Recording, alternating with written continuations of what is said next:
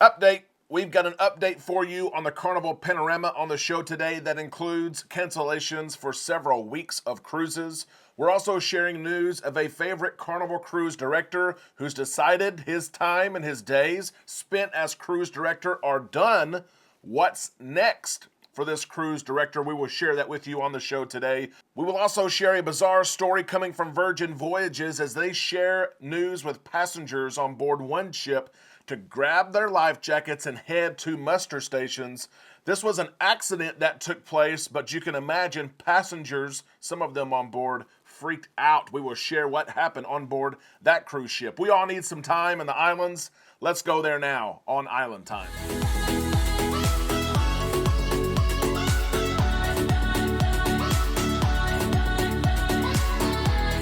A big happy Friday to all you Islanders. We hope that you are done with your week. We hope that you're at home or wherever it is that you like to be this fall day. Welcome to Island Time. I am Derek. Let's drop our anchors and take some time to relax in the islands together as we catch up on the latest in cruising and cruise news. If you like to stay up to date with the latest in the happenings of the cruise world, be sure that you're subscribed to this channel. Ring that bell to receive notifications when we upload content. We are starting the show today with this, an update on the Carnival panorama. We shared news just a couple of days ago that she was having issues and difficulty reaching that maximum cruising speed. We shared that the current sailing had been changed from 3 ports of call to 1 port of call. For a 7-day cruise, guests on board had received $700 of onboard credit per cabin. And Carnival is sharing an update, sharing that the Carnival panorama needs to go to dry dock for just a little bit to have repairs on these propulsion issues. Carnival has announced the cancellation of 4 sailings, 4 long sailings, including a Thanksgiving week sailing. They are trying to do their best and compensate passengers and customers, some who think it's fair, some who are upset with what's going on. Here are the dates for the canceled sailings: November the 11th, the 18th, the 26th, and December the 2nd. Now, it's interesting what Carnival has done here. There's 4 canceled sailings, but they said for 2 canceled sailings, the first 2, we're going to give passengers their refund. We're going to give them 100% in future cruise credit that they paid for the cruise. So they get all their money back plus 100% future cruise credit to use. That's for the first 2 sailings, November 11th, and the Thanksgiving sailing, November the 18th. For the other 2 sailings, November the 26th and December the 2nd, those passengers are getting a refund for what they paid, and only 50% in a future cruise credit. Carnival sharing that it's not as dire of a situation. We're giving you 2 weeks or 3 weeks in advance that your cruise is canceled, and you can find another cruise. I'm not sure I agree with this.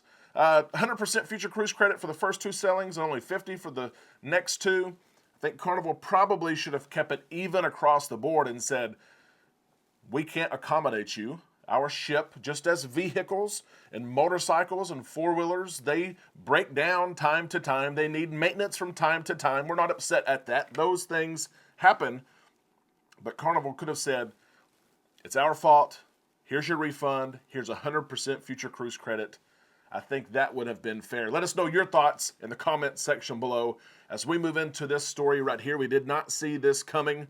An update, an upgrade, a new job, flying high. Chris Williams, the Scotsman, is sailing into a new role. Of course, many of you over the years have cruised with the Flying Scotsman. He started with Carnival 12 years ago. He started in the singing and the dancing. And matter of fact, he still uses some of his talents and abilities to host his own show on board as a cruise director.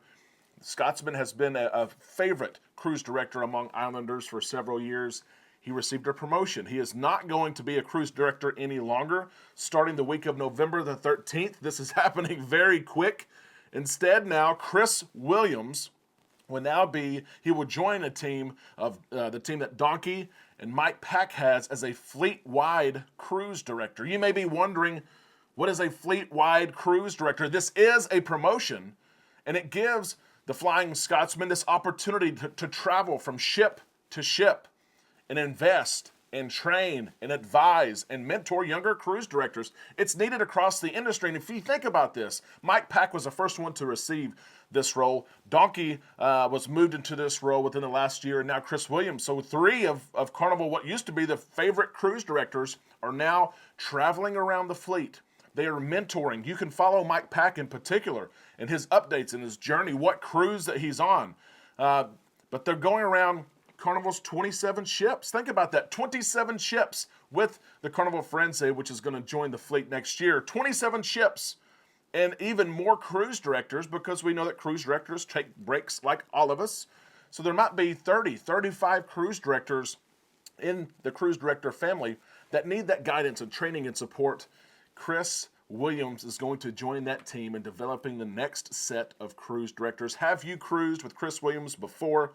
Did you enjoy him and his show? People love his show. Here's what he had to say about this great news. This is a new chapter in my life, a chapter I'm so excited about. I can't tell you how excited I am to be in this role. For me, it's all about the integrity of Carnival and pushing out the top entertainment that we do. And now I get to be part of that process. We're excited for the Flying Scotsman. Hopefully, sometimes on board, he will still do his show that he is known for.